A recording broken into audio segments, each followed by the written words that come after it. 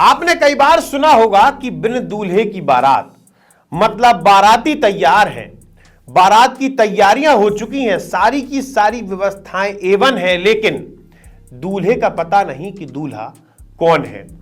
ऐसा दृश्य मध्य प्रदेश की राजनीति में नजर आ रहा है।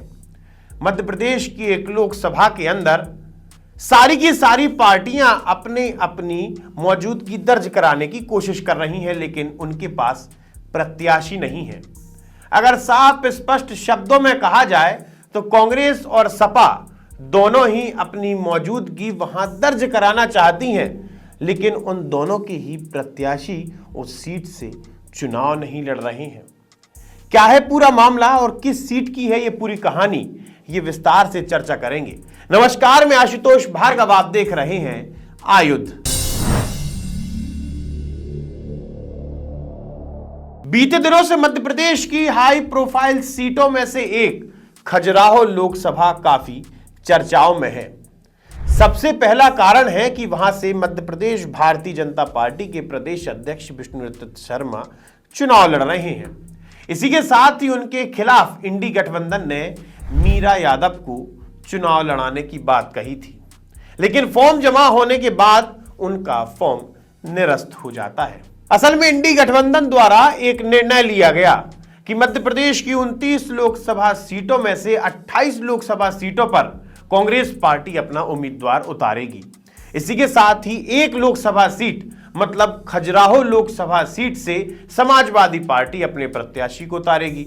चूंकि समाजवादी पार्टी का यह कहना था कि यह यादव बाहुल्य क्षेत्र है, बुंदेलखंड में हमारी पकड़ अच्छी है, पिछली बार हमारा प्रत्याशी अच्छी मत लेके आया था, जिसके चलते ही खजुराहो से समाजवादी पार्टी अपना उम्मीदवार उतारेगी। अब साहब मीरा यादव को समाजवादी पार्टी का उम्मीदवार बनाया गया। मीरा यादव ने अपना फॉर्म जमा किया, लेकिन वो फॉर्म निरस्त हो जाता है। आज से लगभग 10 दिन पहले निर्वाचन आयोग द्वारा एक खबर सामने आती है कि मीरा यादव का फॉर्म निरस्त कर दिया गया है, जिसके बाद विपक्ष द्वारा ये आरोप लगाए जाते हैं कि निर्वाचन आयोग भारतीय जनता पार्टी के इशारों पर काम कर रही है और भारतीय जनता पार्टी लोकतंत्र को खत्म करने का काम कर रही है, जिस पर से निर्वाचन अधिकारी का यह साफ कहना है कि प्रत्याशी मीरा यादव द्वारा बी फॉर्म पर हस्ताक्षर नहीं किए गए थे। इसी के साथ प्रत्याशी मीरा यादव ने विधानसभा चुनाव 2023 की मतदाता सूची को संलग्न नहीं किया था, जिसके बाद उनके फॉर्म को रिजेक्ट कर दिया गया। अब चूंकि विपक्ष खट्टा खाए सा महसूस कर रही थी, अपनी मौजूदगी तो वहां दर्ज करानी थी, जिसके चलते ही कल राजधानी भोपाल में पीसीसी कार्यालय पर एक संयुक्त प्रेस वार्ता का आयोजन किया गया, जिसमें समाजवादी पार्टी के प्रदेश अध्यक्ष और कांग्रेस पार्टी मीडिया सेल के अध्यक्ष मौजूद थे, जहां पर यह निर्णय लिया गया कि अब समाजवादी पार्टी और कांग्रेस पार्टी की अब इंडी गठबंधन AIFB को अपना समर्थन देगा। मतलब इंडी गठबंधन AIFB मतलब all India forward block party से प्रत्याशी पूर्व IAS अधिकारी RB प्रजापति को अपना समर्थन देगा। इसी के साथ इंडी गठबंधन ने अपने शीर्ष नेतृत्व से यह आग्रह किया है कि राहुल गांधी और अखिलेश यादव, जो कि दोनों ही अलग अलग पार्टियों के प्रमुख हैं, वो अपनी संयुक्त रैली का आयोजन खजुराहो लोकसभा में करें।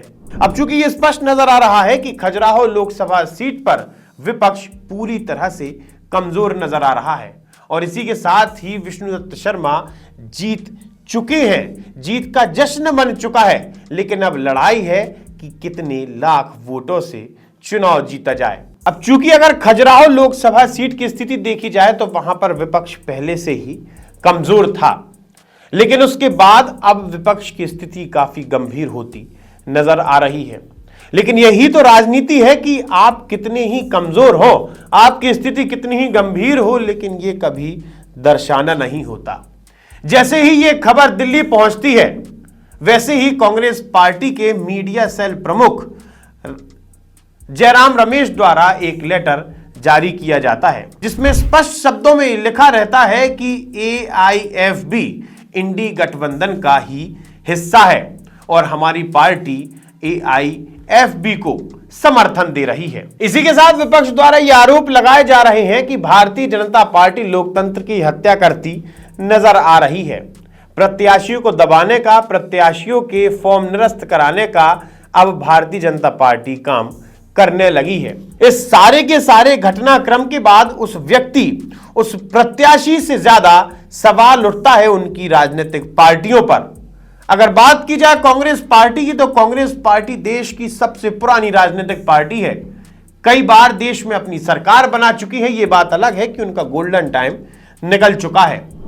बिल्कुल इसी तरह से अखिलेश यादव की समाजवादी पार्टी भी एक राज्य की बड़ी राजनीतिक पार्टी है। राज्य में कई बार सरकार बना चुकी है। ऐसे में उनके प्रत्याशी से इतनी छोटी छोटी भूल कैसे हो सकती हैं? या फिर कहा जाए कि वो प्रत्याशी द्वारा इन भूलों को जानबूझकर किया गया है। अब चूंकि बारात तैयार है, राहुल गांधी तैयार हैं, अखिलेश यादव तैयार हैं, मंच सज जाएगा। अब देखना यह है कि इंडी गठबंधन किसका प्रचार करते नजर आते हैं। क्या BR प्रजापति को, मतलब AIFB को इंडी गठबंधन जिता पाएगा? यह देखना बाकी है। आप हमारे साथ जुड़े रहिए, देखते रहिए आयुध। आप हमारे चैनल को सब्सक्राइब कर सकते हैं। हम फेसबुक, इंस्टा, यूट्यूब, ट्विटर हर जगह मौजूद हैं और मध्य प्रदेश में 29 सीटों पर हो रहे लोकसभा चुनाव की सारी अपडेट हम लगातार आपके पास भेजते रहेंगे। आपका बहुत बहुत धन्यवाद। लगातार जुड़े रहने के लिए आयुध को सब्सक्राइब जरूर करें।